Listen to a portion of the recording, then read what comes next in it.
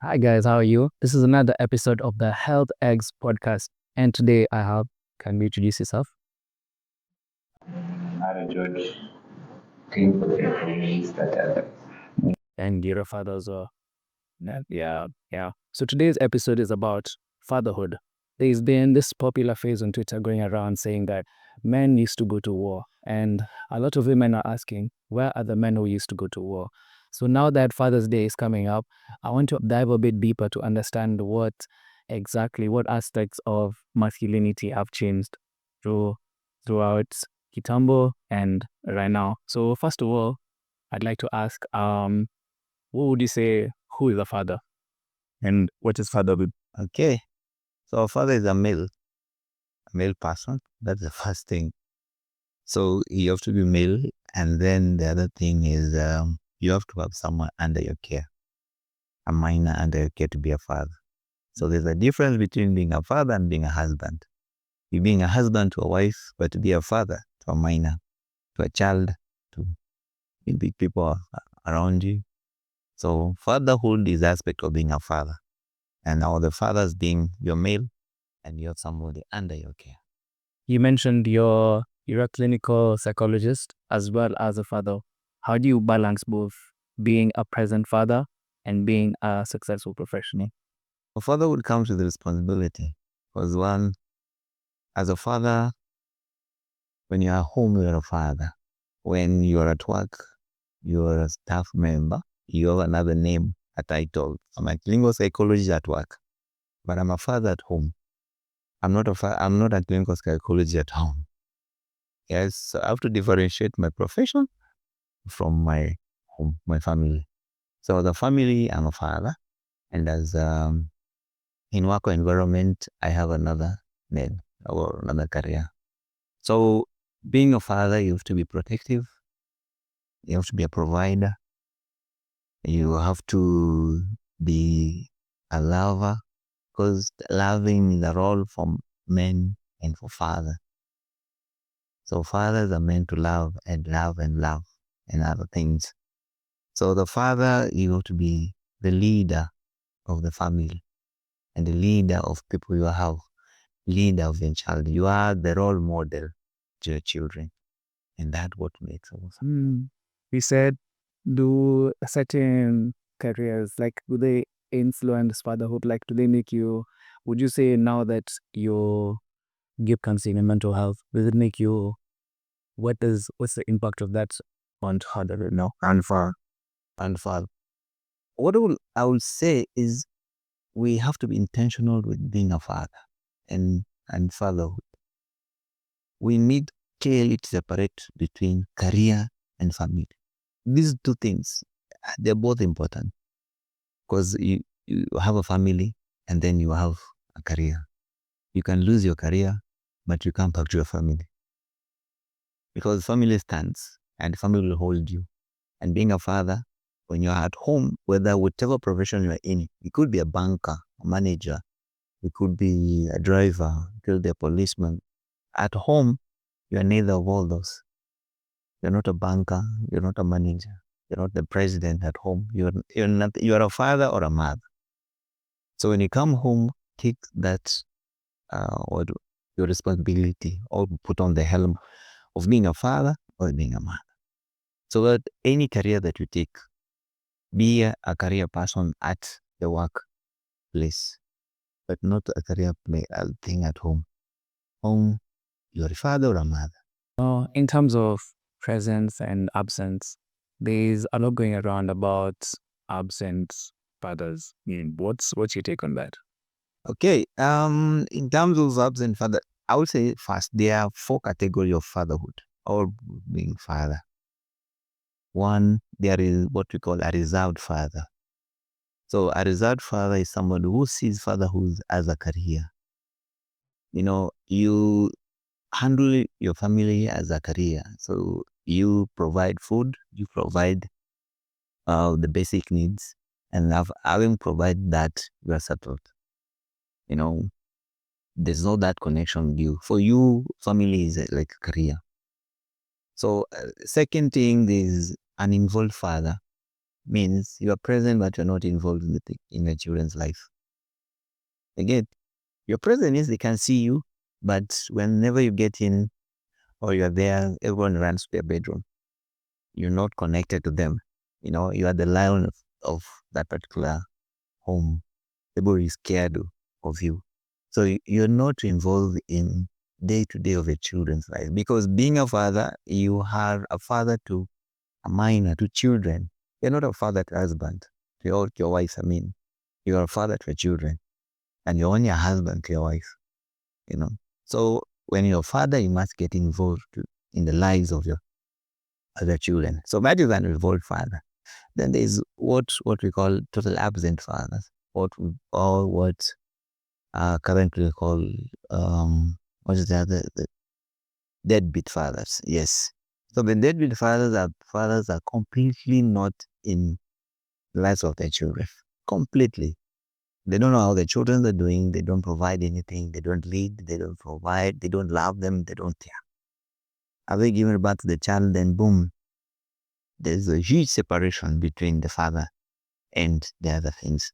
And then lastly, we have the involved father. Father who's there emotionally and financially, providing, and is not only financial but emotional. He's attached to the family. He understands what the family is. So as a father, he can fall in between all the four. So it is upon an individual where you are, to check where you are. But highly recommended, be involved father. Get involved, because that's where you're a father. You get involved in a children's life. These days, especially, do you feel like there's an increase in the quote unquote absent father? I'll say yes or no. Yes. When you say an increase, then we need statistical fact around it, on that. However, there has been complaint in terms of the fathers who are not in the life of their children. But this comes in two aspects. There's where somebody wants to be in the life of their children, but their wives does not allow them because of the conflict they have had. So that will not say that's a deadbeat father. He wants to be in the life of their children, but the partner does not allow it. So it becomes a struggle, those particular things. So he's not really a deadbeat father. So because deadbeat father is somebody who is emotionally detached, financially detached, doesn't care what's going on. But any person who is trying to be in the life of the children is not a deadbeat father. It's only there's a problem that they need to resolve between him and the spouse. Because highly children are being affected by the differences between their parents. So the parents take advantage of that and they bring in their conflict. Little do they know that that conflict is affecting the life of the children. And highly evidently, I'll tell you, most children with absent fathers or fathers are not involved in their lives, or their mother involved in their life, have huge problem in terms of their relationship. Huge problem in terms of their relationship. In adulthood, most people find struggling with relationship issues. How clearly, if they check, they will have your father was not there for you, or you are. The physical signs, like, are there signs I can pinpoint and say, like, I'm acting like this in a relationship because of this and this and this? Yes, they are. One, if you find yourself, there are two things what we bring in terms of attachment. One, there's avoidant attachment and anxious attachment. So if you didn't have a good relationship with your parents, your father in particular, I would put it in particular your father. In order for you to understand how to love and to be, you need a father in your life. And you need an involved father emotionally so that you learn how to love. So one of the symptoms, of various symptoms that happens when you find yourself skipping relationships, you cannot stay in relationship for long. And you can easily get into a relationship and easily get out. That's a sign you're the problem. The other sign on the other things, and these particular times when you have what we call avoidant attachment.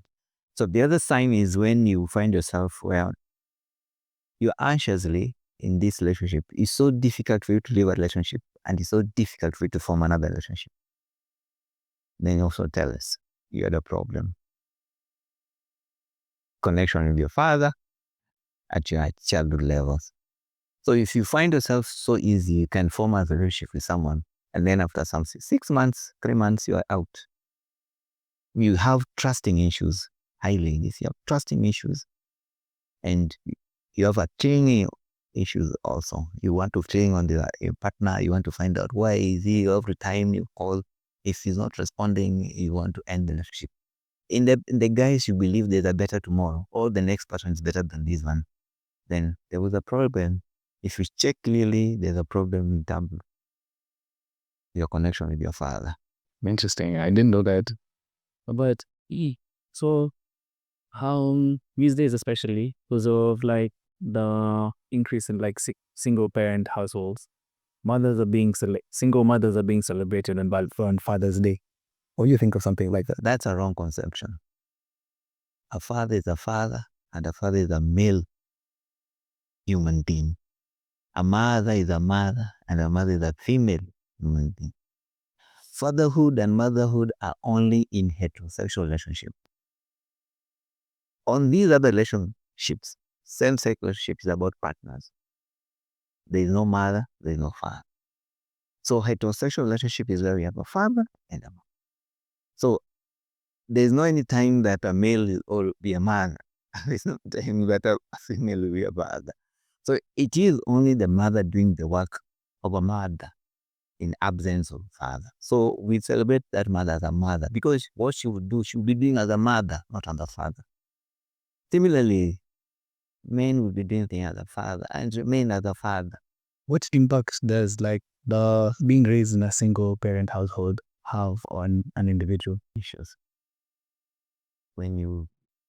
If you it's not bad being raised in a single family, but it is important that when you're raised in a single family, there's a male figure in your life. Could be your uncle, could be somebody, could be your elder brother, it could be someone who shows you how to love and how to take care of the other person. Express love.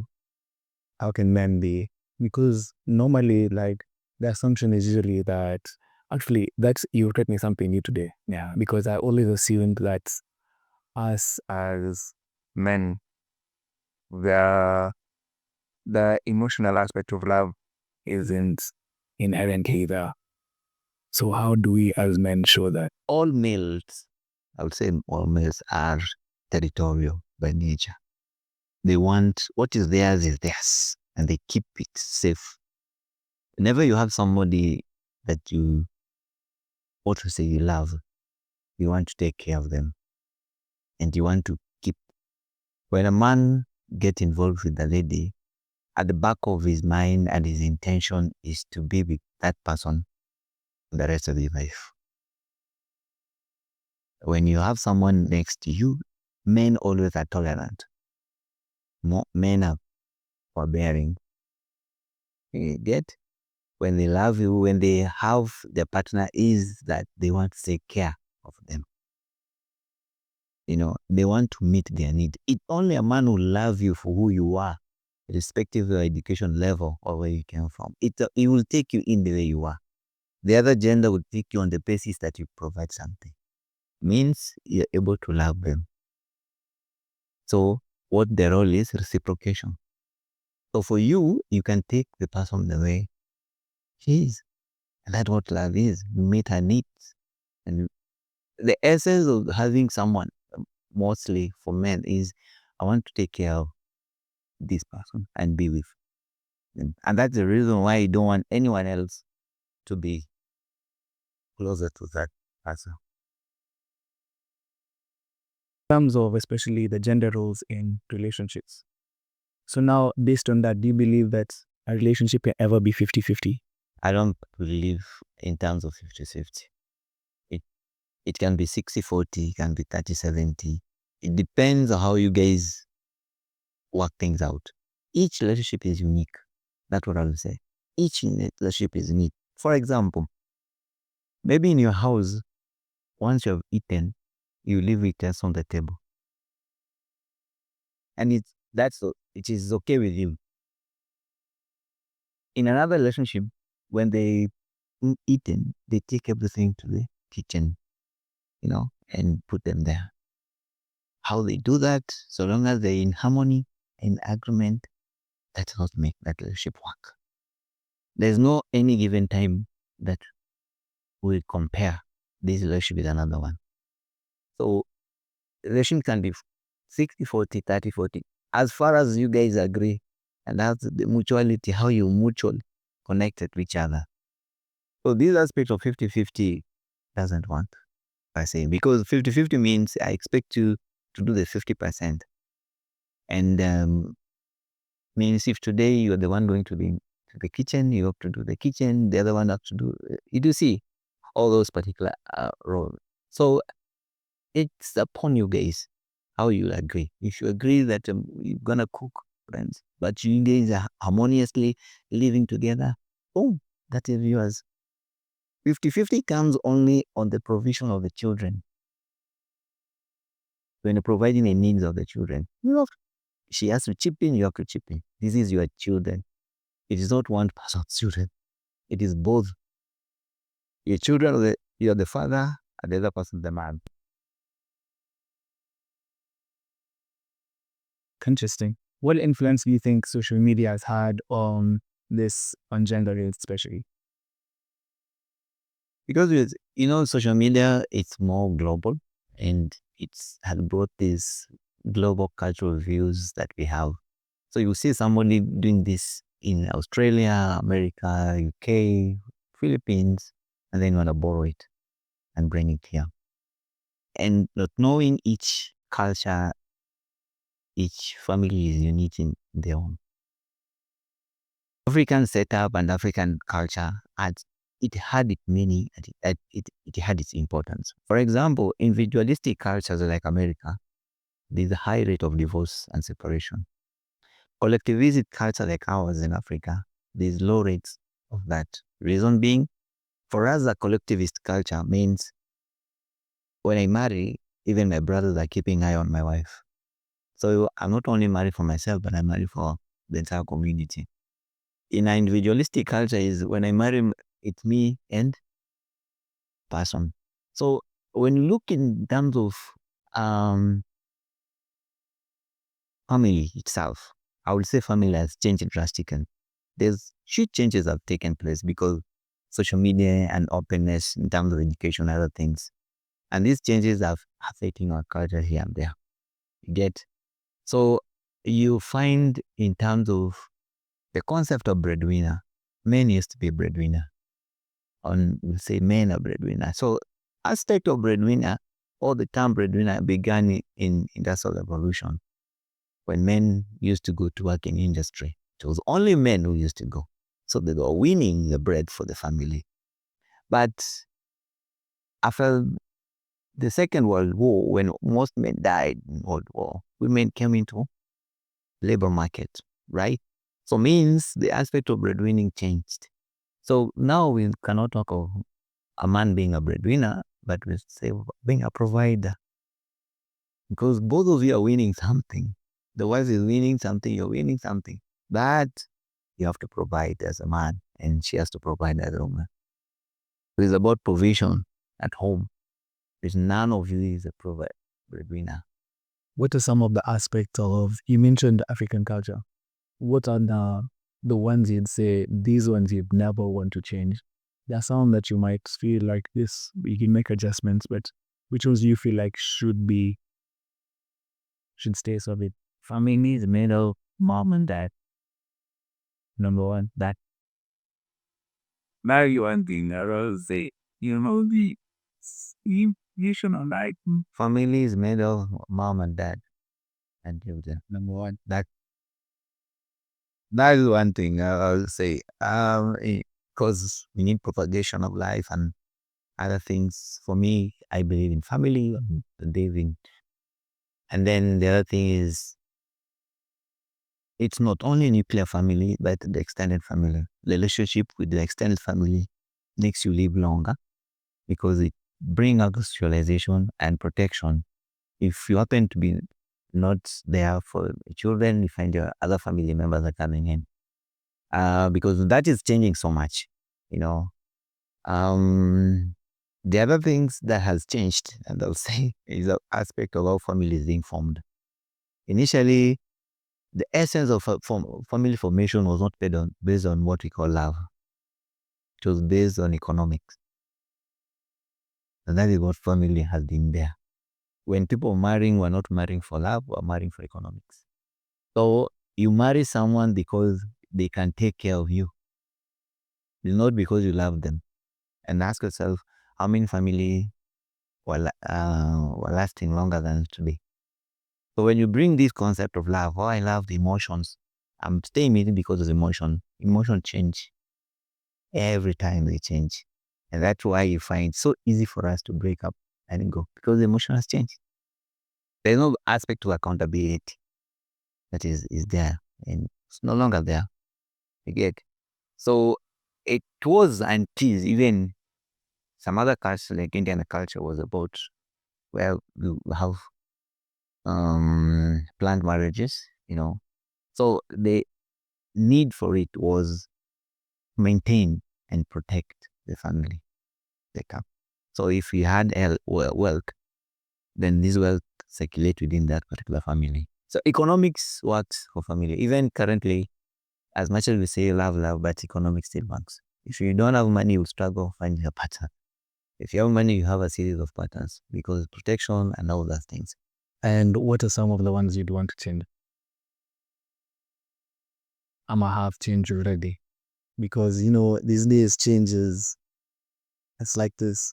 One thing that maybe I would say is in terms of provision. And this is because, and this is mostly to our wives and mothers, especially for those who are working career women. You are breadwinning, you're getting something, but you don't want to chip in into your family. So the man is still the one also working, and he's the one chipping. So the man's money is for the family, but your money is for what? Mine. So as the girls usually say, Ati, my money is our money, but has Fact is, such families break. you ever feel like maybe do you ever compare yourself, you and your father, actually, first of all? Yes, you have to, because your own model is somebody you look up to in our things. So I take what was good from him, I discard what was not good. And then I look at what is there in the field, what I can borrow from social environment, and then build up my life. Because we live in two different timings. My timing and their timing are totally different. But you have to look up to your father. Because your father was the strongest person when we were young. When you grow up, maybe you're more educated than your father. You must appreciate who he is, borrow what was good from him, how he was handling your family. Anyway, thank you so much for this. This was very, very insightful. And guys, keep subscribing, keep liking, keep commenting. More episodes like this are coming. Comment, tell us what else you want to talk about, who you want us to speak to, and we'll do that.